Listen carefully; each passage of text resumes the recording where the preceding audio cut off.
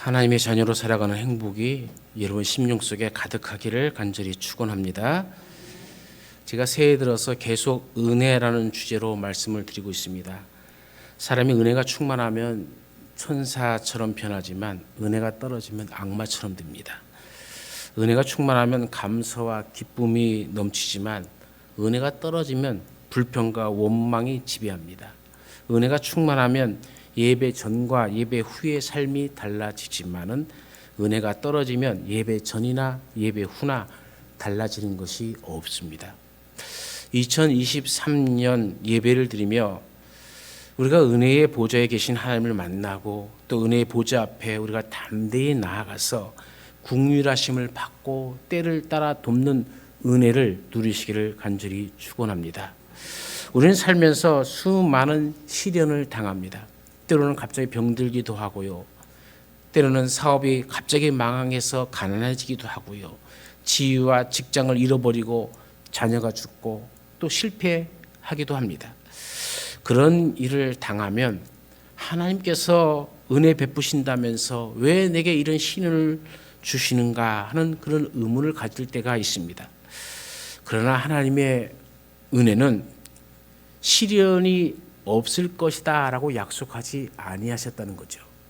도움의 은혜는 시련이 없으리라고 약속한 것이 없다는 겁니다. 오히려 하나님의 은혜는 이 시련을 통해서 하나님이 그 사람을 순금처럼 만들어 가신다는 거죠.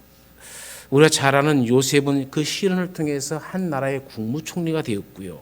야곱은 그 시련을 통해서 12지파의 조상이 되었습니다. 모세는 40년 광야 생활의 그 시련을 통해서 이스라엘 민족을 해방시키는 민족 지도자가 되었습니다. 다윗은 수많은 시련을 통해 선한 왕이 되었습니다. 바울은 말할 수 없는 이 시련을 통해서 복음을 전하는 용장이 되었습니다. 그래서 시련도 은혜의 다른 이름이라는 것이죠. 은혜는 결국 시련을 순금으로 만들어 갑니다. 시련은 순금을 만드는 과정에 있습니다. 그러면 우리가 어떻게 이 시련을 통해서 우리의 인생을 순금 인생으로 만들어 갈 수 있겠습니까? 그 첫 번째는 우리가 시련 중에 있을 때 더욱더 하나님께 가까이 나가야 됩니다. 오늘 성경에 나오는 욥이라는 사람은 5가지의 시련이 한꺼번에 몰려옵니다. 동방의 가장 부자였던 그가 모든 재산을 잃어버렸어요. 두 번째는 하루아침에 7남 3녀가 되는 자녀가 하루아침에 죽었어요. 세 번째는 건강을 잃어버렸습니다. 질병 가운데 죽음의 위기에 처했습니다. 네 번째는 모든 것을 잃고 질병 가운데 있는 그를 향해 그의 부인은 너의 하나님을 욕하고 죽으라 하고 저주를 하며 떠나버렸습니다. 마지막 5번째는 모든 것을 상실한 그에게 친구라는 사람들이 다가와서 네가 그런 험한 꼴을 당하는 것은 죄가 있어서 그렇다 하면서 정죄하고 회개하라고 나무라는 모습을 봅니다. 이런 시련을 당했을 때 욥은 어떻게 합니까? 오늘 본문에 보면은 그런데 내가 앞으로 가도 그가 아니 계시고 뒤로 가도 보이지 아니하시고 그가 왼쪽에서 일하시나 내가 만날 수 없고 그가 오른쪽에서 돌이키시나 배울 수 없구나.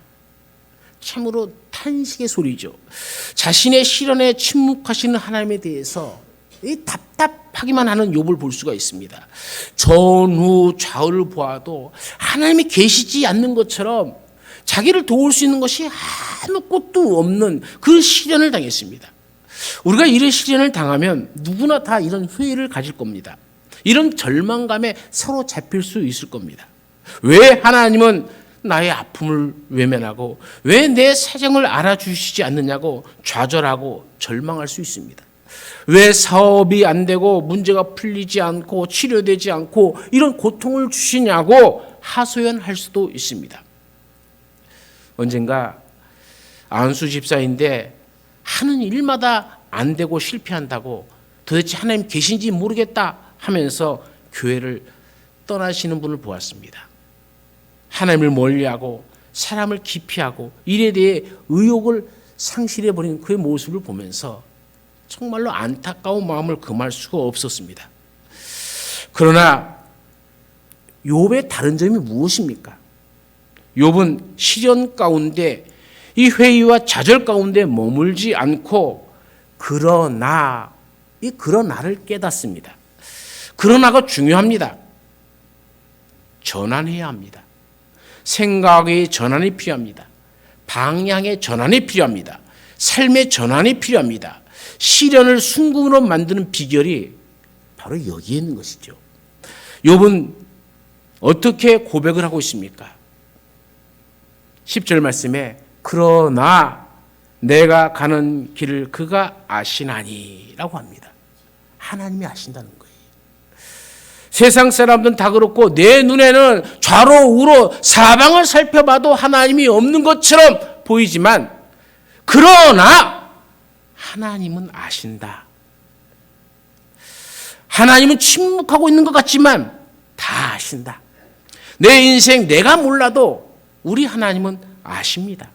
아내가 몰라주고 친구가 몰라주고 남편이 몰라주고 목사님이 몰라주고 자녀들이 몰라주고 남편이 다 몰라주는 것 같지만 시어머니도 모르고 며느리도 모르는 것 같지만 우리 하나님은 아십니다.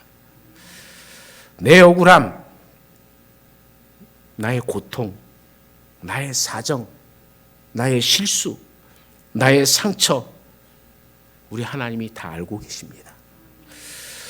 이처럼 바로 이 시련을 먼지나 쓰레기로 만들지 않고 순금으로 만드는 그 첫 번째 비법입니다. 탕자가 아버지를 떠나 쓰레기를 뒤지며 주려 죽을 위기에 처했을 때에 아버지 집에 가면 된다는 이 생각을 가지는 것이 그가 시련을 순금으로 만드는 비법이었습니다. 고향을 떠난 나오미가 남편 잃고 자식들 다 죽고 이방 땅에서 처절한 시련을 당했을 때에 고향으로 돌아가야겠다는, 그래서 바르게 하나님을 섬겨야겠다는 이 생각을 갖는 것이 시련을 순금으로 만드는 첫 번째 비법이었습니다. 수많은 시련을 당한 다윗은 이렇게 시편 139편에서 고백하죠. 여호와여 주께서 나를 살펴보셨으므로 나를 아시나이다. 주께서 내가 앉고 일어섬을 아시고 멀리서도 나의 생각을 밝히 아시오며 나의 모든 길과 내가 눕는 것을 살펴보셨으므로 나의 모든 행위를 익히 아시오니 여호와여 내 혀의 말을 알지 못하시는 것이 하나도 없으시나이다. 우리 하나님은 우리의 사정과 아픔, 고통, 상처, 억울함, 가난, 실패, 상실을 다 알고 계십니다. 우리 가운데 어떤 시련이 있습니까? 우리의 사정을 아시는 하나님께 더 가까이 나오시기를 바랍니다. 더 멀리 하지 않기를 바랍니다. 교회를 더 멀리 하지 마시고 목회자를 더 멀리 하지 마시고 교인들을 더 멀리 하지 마시기 바랍니다. 시련이 크면 클수록 우리는 더 가까이 붙어 있어야 됩니다. 하나님은 시련을 통하여 우리가 하나님 앞으로 더 가까이 나오기를 원하십니다. 시련을 통해 하나님은 하나님의 메가폰을 들고 우리에게 말씀하는 겁니다. 그래서 시련은 하나님이 우리에게 은혜를 주시는 초청장과도 같은 것이죠. 시련을 만났을 때 사울 왕은 하나님께 나아가지 않았습니다. 그러나 다윗은 시련의 때마다 하나님께 나아갔습니다. 그 결과 그들의 인생은 완전히 달라진 인생을 살게 되었습니다. 하나님은 우리의 사정을 다 아십니다. 시련 가운데 있다고, 어려움 가운데 있다고, 내 힘으로 도저히 풀 수 없는 문제를 만났더라도 염려하지 마시고 하나님께로 더 가까이 나오시기를 간절히 축원합니다. 오늘도 하나님은 하나님께 가까이 나오는 그들을 기다리고 계십니다. 하나님께 더 가까이 나오셔서 하나님의 은혜로 이 시련을 순금으로 만들어가는 우리의 인생들이 되어지기를 간절히 축원합니다. 두 번째로는 우리가 시련을 순금으로 만들려면 시련을 끝이 아니라 단련의 과정으로 받아들여야 됩니다. 우리를 아시는 하나님이 우리를 시련을 통해 무엇을 하십니까? 그가 나를 단련하신 후에라고 욥은 고백하죠. 단련이라는 말은 베라난이라는 말입니다. 히브리 말입니다. 검사하다, 시험하다, 입증하다라는 뜻입니다.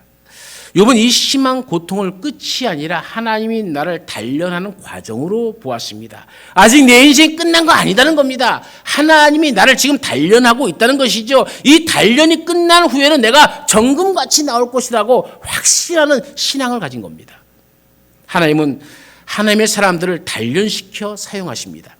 단련의 과정이 끝인 줄 알고 포기하면 순금으로 나올 수가 없습니다. 은혜와 복을 감당하기 위해서는 시련이 필수적인 것입니다. 대학을 들어가기 위해서는 공부라는 시련을 거치는 것이 필수적인 것 아닙니까? 군인이 전쟁에 승리하기 위해서는 고된 훈련을 해야 하는 것이 필수적인 것이 아니겠습니까? 시련은 인생의 선택 과목이 아니라 필수 과목입니다. 토기장이가 흙으로 빚어 그릇을 만들 때 필수적으로 불가마에 넣어야 합니다. 도자기는 굽는 온도에 따라서 토기, 독이, 석기, 자기로 구분되어진다는 걸 아십니까?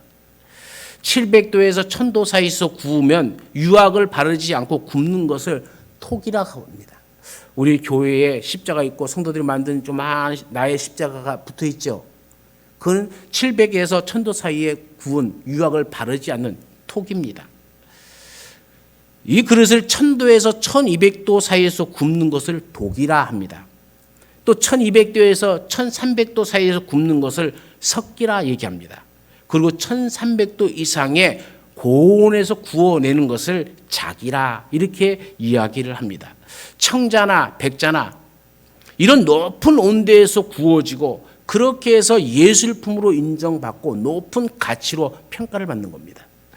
금광석이란 이 돌덩어리는 용광로에 들어가야 순금이 되어 나옵니다. 용광로에서 찌꺼기가 제거되고 모든 불순물이 제거되어져서 순금으로 나오는 것이죠. 최고의 보석으로 인정받는 다이아몬드는 탄소로 이루어져 있습니다. 연필심으로 사용되는 흑연도 숯도 모두 다 탄소로 되어 있습니다. 같은 탄소로 구성되어 있는데 누구는 숯이고 흑연이고 왜 어떤 것은 다이아몬드가 됩니까? 다이아몬드가 되려면은요, 지하 500에서 700m 이하 깊숙한 곳에서 강한 압력과 뜨거운 지열을 받아야 이 다이아몬드로 변화가 되어져요. 그렇게 해서 생성되어지는 겁니다. 흑연이 다이아몬드로 바뀌는데 이 엄청난 세월과 강한 압력과 뜨거운 지열이 필요하듯이 사람은 이 고난의 풀무 속에서 오랫동안 신앙의 연단, 인생의 연단, 사람의 연단을 거쳐서 예수 그리스도의 형상으로 빚어지는 것이죠. 야고보서를 보면 시험에는 두 가지 종류가 나오죠. 하나는 페이라스모스라는 말입니다. 하나님께로부터 오는 시련, 영어로는 테스트라고 합니다. 또 하나는 페이라조라는 말입니다. 사탄으로부터 오는 시련입니다. 하나님으로부터 오는 이 테스트, 페이라스모스라는 말은 우리를 시련을 통해서 더 강하게 더 하나님의 은혜의 사람으로 만들어가는 과정이라면은 이 페이라조, 영어로는 템테이션이라는 말인데 유혹을 해서 사람을 넘어뜨리게 하고 일어서지 못하게 하고 하나님의 백성이 되지 못하게 그렇게 유혹하는 것을 말합니다. 하와가 당한 시험이나 아간이 당한 시험이나 가룟 유다가 당한 시험이나 아라니아와 삽비라가 당한 시험은 모두 이 템테이션, 페이라조라는 그 시련을 당한 것이죠. 하나님은 이런 시험을 우리에게 하시지 않습니다. 하나님은 우리를 훈련시키기 위해서 우리를 시험하시는 겁니다. 그렇기 때문에 시련을 당하면 야고보는 우리에게 어떻게 하라고 얘기합니까? 1장 2절의 말씀에 보면 기쁘게 여겨야 된다고 얘기하죠. 내 형제들아 너희가 여러 가지 시험을 당하거든 온전히 기쁘게 여기라. 여러분, 기뻐하기는 기뻐하되 온전히 기쁘게 여겨라 이렇게 얘기합니다. 온전히 기쁘게 여겨라. 이 말의 의미가 뭡니까? 적극적으로 수용하라는 얘기죠. 회피하지 말라는 겁니다. 불쾌하게 생각하지 말라는 겁니다. 억울해하지 말라는 겁니다. 왜 나만 당한 고난이냐고 슬퍼하지 말라는 얘기입니다. 시험을 당하거든 이 말은 시험에 어쩌다 찾아오는 말이 아니라 을에 그 시험이 있다는 겁니다. 신앙생활하다 보면 을에 이 시험들이 찾아옵니다. 시련은 손님처럼 예고하고 찾아오는 것이 아닙니다. 도둑처럼 갑자기 다가온다는 거예요. 그 정도의 차이일 뿐입니다. 여러 가지라는 말은 시험 또한 다양하다는 말입니다. 믿음의 연단을 위해서 하나님께서 허락하시는 시련은 다양하게 옵니다. 그런데 그 모든 것에 대해서 너희는 온전히 기쁘게 하라는 거예요. 자랑하고 싶어서 견딜 수 없을 만큼 기쁨이 충만한 상태, 그 상태가 온전히 기뻐하는 것입니다. 시리와 좌절에 빠지거나 불평하거나 원망하거나 포기하는 것이 아니라 기뻐하는 것이죠. 어떻게 시험을 기뻐할 수 있겠습니까? 이 말은 다시 한번 생각해 보라라는 그 말이에요. 기쁜 일로 생각을 하라, 바꾸어라, 변환시켜라는 것이죠. 하나님께서 나에게 상급줄 기회를 주셨구나라고 생각을 바꾸라는 얘기죠. 하나님께서 나를 훈련시켜 나에게 정금처럼 빛나게 할 기회가 찾아왔다. 그 얘기입니다. 오늘 욥이 그렇지 않습니까? 그러나 내가 가는 길을 그가 아시나니 그가 나를 단련하신 후에는 내가 순금같이 되어 나오리라 그러잖아요. 생각이 전환입니다. 바꾼 겁니다. 이 모든 환난 이겨낼 수 없어 힘들지만은 하나님께서 내게 정금같이 나오게 하기 위해서 주신 것이다. 그러니 나는 슬픔 가운데 있지 않고 오히려 이 온전한 기쁨으로 감사함으로 이 모든 시련을 수용하겠습니다라는 고백이에요.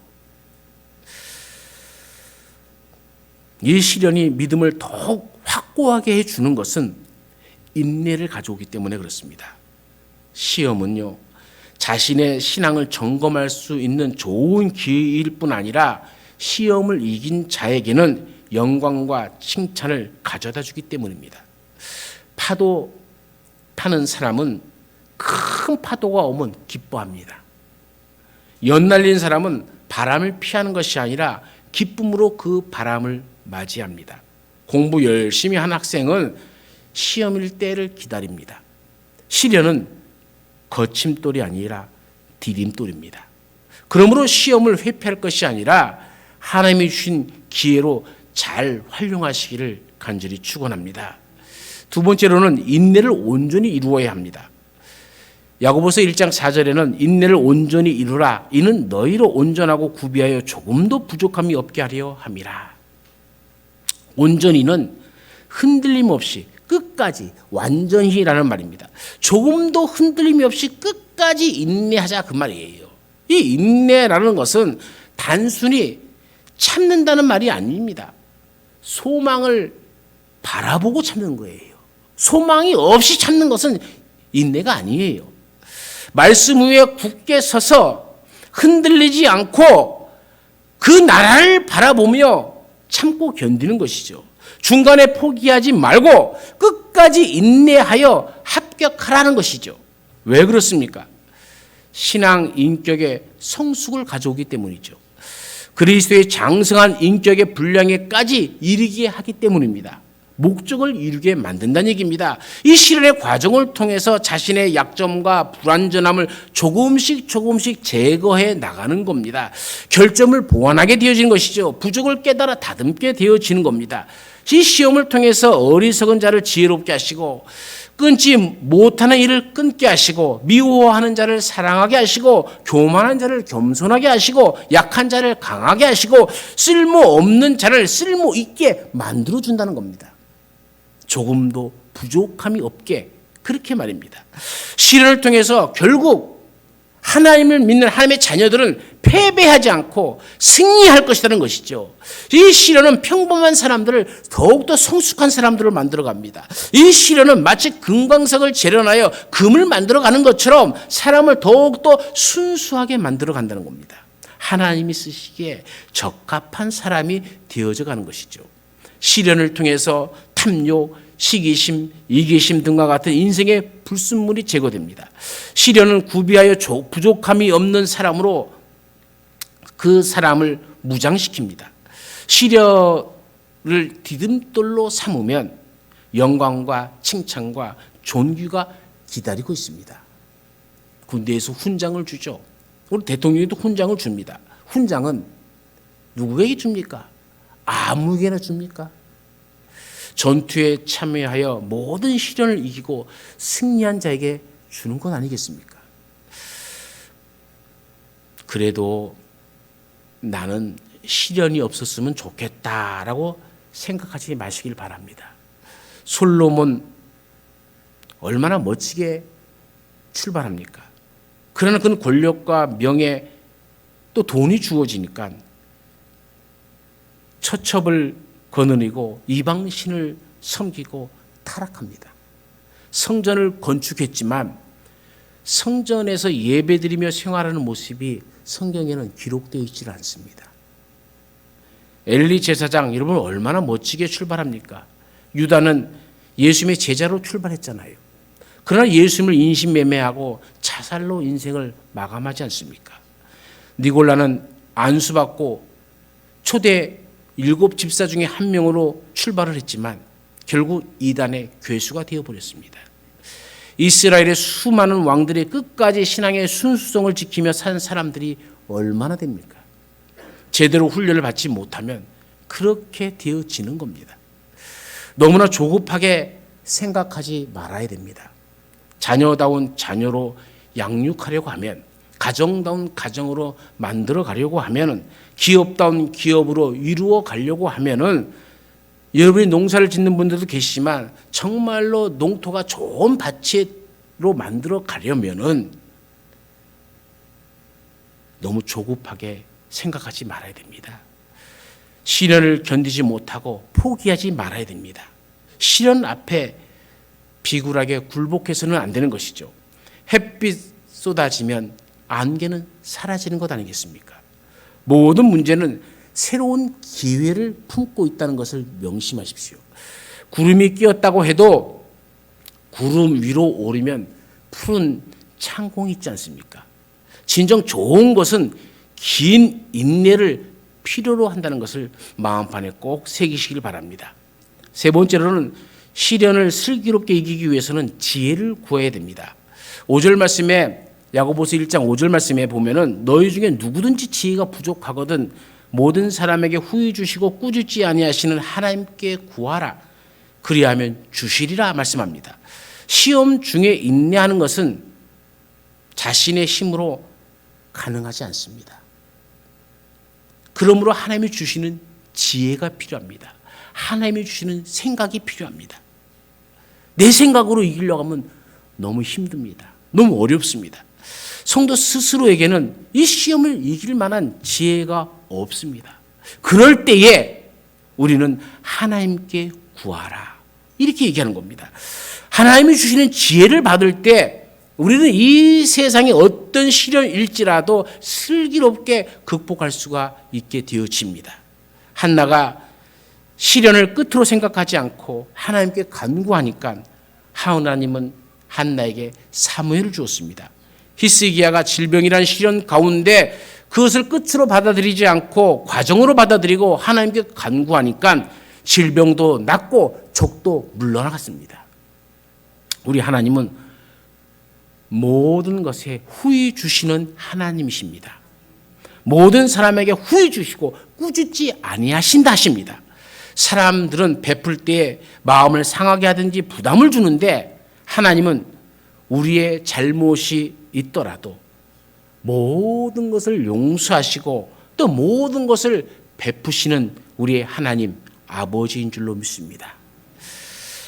마지막 결론적으로 세 번째는 우리가 시련을 순금으로 만들려면 시련의 결과가 버려진 금광석이 아니라 순금이 될 것을 확실하게 믿고 기대해야 합니다. 이렇게 시련을 통해 결과가 어떻게 된다는 겁니까? 결국 순금으로 나온다는 것이잖아요. 여기서 나오리라라는 말은 히브리 말로 야차라는 말입니다.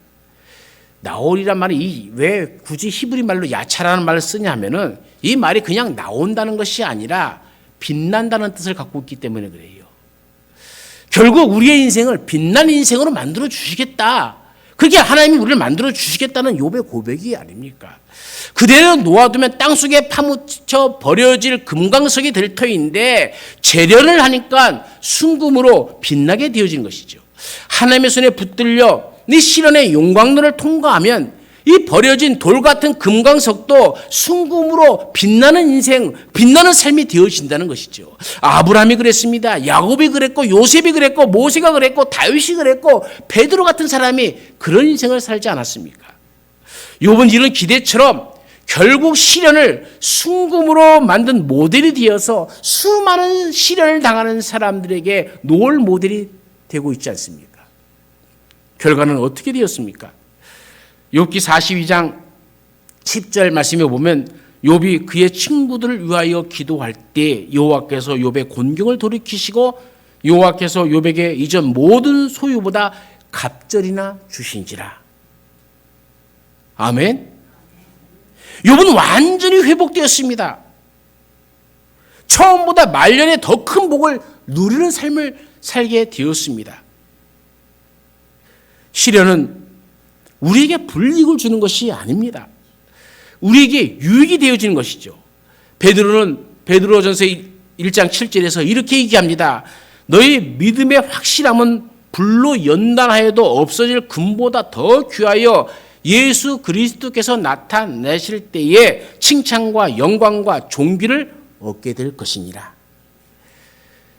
첫 번째로요, 시련은 믿음을 연단하여 성숙하게 합니다. 다윗은 이 시련을 겪으면서 고난당하기 전에는 내가 그릇 행하였더니 이제는 주의 말씀을 지킵니다라고 고백을 하지 않습니까? 고난당하는 것이 내게 유익이라고 말하고 있지 않습니까? 이 고난을 통해서 내가 주의 율례를 배우게 됐다. 주의 말씀을 배우게 되었다. 다시 말하면 주의 뜻을 알게 되었습니다라고 고백하고 있지 않습니까? 바울이 질병 때문에 하나님께 기도합니다. 그러나 하나님이 들어주시지 않습니다. 시련이 계속됩니다. 다시 구합니다. 그때 하나님께서 바울에게 뭐라고 말씀합니까? 내 은혜가 내게 족하도다. 이는 내 능력이 약한 데서 온전하여 짐이라 하신지라. 그러므로 내가 도리어 크게 기뻐함으로 나의 여러 약한 것들에 대하여 자랑하리니 이는 그리스도의 능력이 내게 머물게 하려 함이라. 하나님은 시련을 통해서 우리를 하나님의 형상을 닮은 사람으로 만드는 것입니다. 하나님이 쓰시는 하나님의 사람, 성령의 사람, 겸손의 사람, 순종의 사람, 능력의 사람으로 만들어 가시는 겁니다. 하나님은 하나님의 사람을 사용하실 때 반드시 이 순종의 학교와 시련의 학교를 통과시킵니다. 두 번째로는 그리스도 앞에서 영광과 칭찬과 존귀를 얻게 하신다 말합니다. 시험을 통해 생명의 면류관, 썩지 않는 면류관, 의의 면류관, 영광의 면류관, 승리의 면류관을 하나님께서 우리에게 주십니다. 시련은 우리를 멸망시키라는 것이 아니라 복을 주시기 위한 통로입니다. 2012년에 돌아가신 한국인으로 미국 행정부에서 차관 복급에 오른 강용우 박사를 아십니까? 육신의 눈을 잃어버렸습니다. 시력을 상실해버렸습니다. 그는 이 시력을 상실함으로 말미암아 영의 눈을 뜨게 되어집니다. 그리고 그와 그의 가족들은 영광스러운 하나님의 자녀로 살아갑니다. 수많은 사람들에게 교훈과 희망을 주었습니다. 그 아버지를 이어 아들도 백악관에 들어갔고 아버지를 보며 또한 그 아들도 의사가 되었습니다. 시련은 독약이 아니라 보약이었습니다. 그 가정의 보물이 되었습니다. 소설가 스티븐스는 결핵 말기의 시련을 통해 명작을 집필했습니다. 테레사 수녀는 평생 자신을 괴롭히는 만성 두통으로 고생했지만 인류에게 큰 사랑을 베풀었습니다. 파스칼은 청년 시절부터 자신을 괴롭힌 온몸의 통증이라는 시련을 이겨내고 팡세를 남겼습니다. 베토벤은 청각 장애의 시련을 듣고 위대한 곡을 남겼죠. 선교사 마틴은 폐결핵과 악전 고투하며 인디언들에게 복음을 전파했습니다. 진주는 시련을 통해서 만들어지는 겁니다. 여러분, 우리가 시련 가운데 있습니까? 욥과 같은 시련은 아니겠죠. 혹시 우리 중에 한 번에 10명의 자녀를 다 잃어버린 버리신 분 계십니까? 혹시 자신이 가지고 있던 재산을 한 번에 다 잃어버리고 거지처럼 아무것도 남지 않은 분이 계십니까? 아내가 욕하고 저주하고 집을 떠나 가신 분들이 있습니까? 발바닥부터 정수리까지 피부병이 나본 적이 있으십니까? 그것으로 너무 간지러워 벽돌로 기와장으로 몸을 긁으면서 살아보신 적 있습니까? 혹시 친구들이 몰려와 밤낮으로 네 죄 때문에 그렇지 회개하면서 속을 박박 긁어본 경험이 있습니까? 우리가 그런 것이 없다면 우리의 시련은 능히 이길 수 있는 시련이 아니겠습니까? 욥은 이 시련도 이겼는데 우리에게 당한 시련 왜 못 이기겠습니까? 오늘 본문 10절의 말씀 여러분 성경책을 보십시오. 우리 같이 한번 읽어보겠습니다. 그러나 내가 가는 길을 그가 아시나니 그가 나를 단련하신 후에는 내가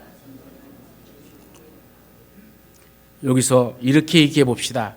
내 가를 자기 이름을 넣어서 한번 다시 읽어봅니다. 그러나 나 정환이가 가는 길을 그가 아시나니 그가 나를 단련하신 후에는 내가 순금같이 되어 나오리라. 아멘. 오늘도 이 말씀을 여러분 외우십시오. 마음판에 새기십시오. 그리고 자기 이름을 넣고 다시 한번 암송하시고 암송하십시오.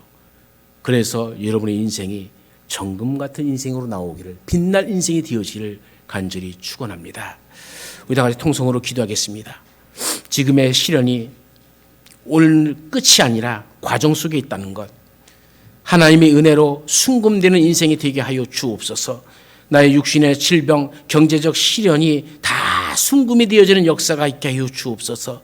나의 말 못할 이 시련들이 순금이 되게 하여 주옵소서. 우리가 이 시련 중에 있을 때 하나님께 더 가까이 나가고 더 하나님을 간절한 마음으로 섬길 수 있도록 하나님 내게 힘을 주옵소서. 다시 통성으로 기도합니다. 거룩하신 하나님 아버지, 주의 은혜와 사랑에 우리가 얼마나 감사하고 얼마나 아버지 앞에 고마운 마음을 가지고 나가는지 다시 한번 생각하며 뒤돌아봅니다. 작은 시련과 작은 아픔에도 우리는 너무나도 쉽게 쓰러져 버렸고 너무나도 쉽게 원망과 불평을 하고 지난 나의 삶들을 뒤돌아보며 회개합니다.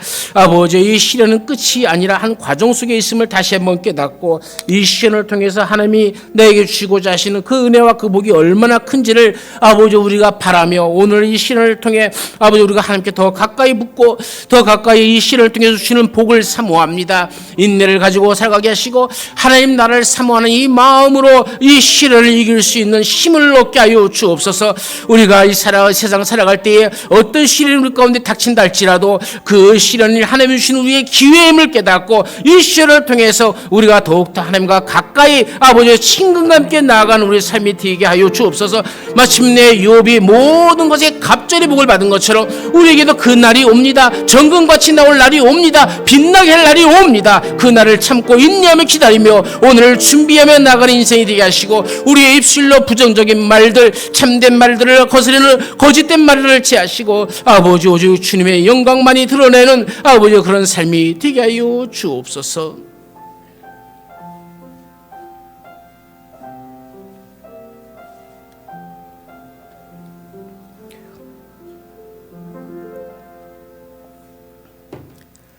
작든 크든 시련은 너무 힘든 것이지만 그 시련은 하나님께서 우리를 단련하신 과정인 줄로 믿습니다. 그리고 모든 시련이 끝났을 때에 정금같이 나오는 인생, 빛나는 인생이 되어질 줄로 믿습니다.